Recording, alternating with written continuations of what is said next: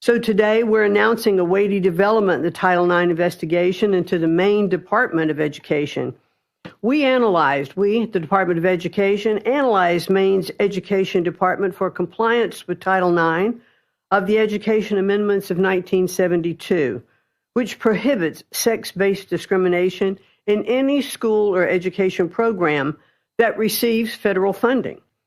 Unfortunately, our investigation has found that Maine continues to willfully violate Title IX and to strip the civil rights of female athletes in the state.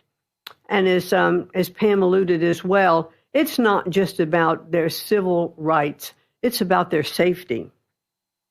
And we, after our investigation, we found we really had no other choice. We thought the infractions warranted turning them over to the Justice Department for their further investigation. So how do we get here?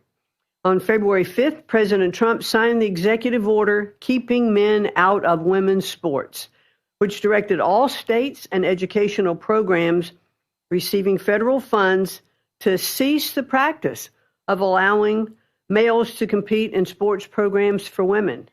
They didn't make this up. This is the law. This is Title IX. This executive order was aimed at protecting women like fencer Stephanie Turner or volleyball player Peyton McNabb from being injured and unfairly outmatched by male athletes. President Trump didn't pull any punches. He explicitly warned Maine and Governor Janet Mills that Maine would risk losing federal funding if it continued to allow males to participate in women's sports. Governor Mills chose to openly flout Title IX compliance, telling President Trump, and I'll repeat what the general said, "We'll see you in court," and obviously we are going to. That same day, our Office for Civil Rights opened an investigation into the Maine Department of Education and Maine School Administrative District Number 51 for permitting males and girls sports and denying female-only intimate facilities. The department's investigation confirmed Maine's Title IX violations, and we offered Maine leaders multiple opportunities to change their policy and to protect women in sports, and they have refused.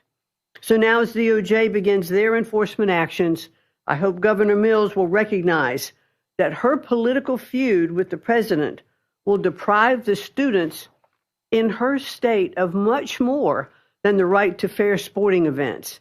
After all, compliance with federal civil rights law is a universal prerequisite for receiving federal funding.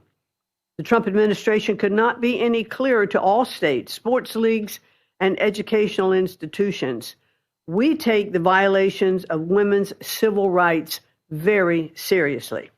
I have 3 granddaughters, and I want to make sure that they are treated fairly and that they aren't exposed, in dressing rooms. We want to make sure that if you open women's sports or intimate facilities to males, you expose yourself to federal civil rights investigations. Governor Mills will definitely get her wish.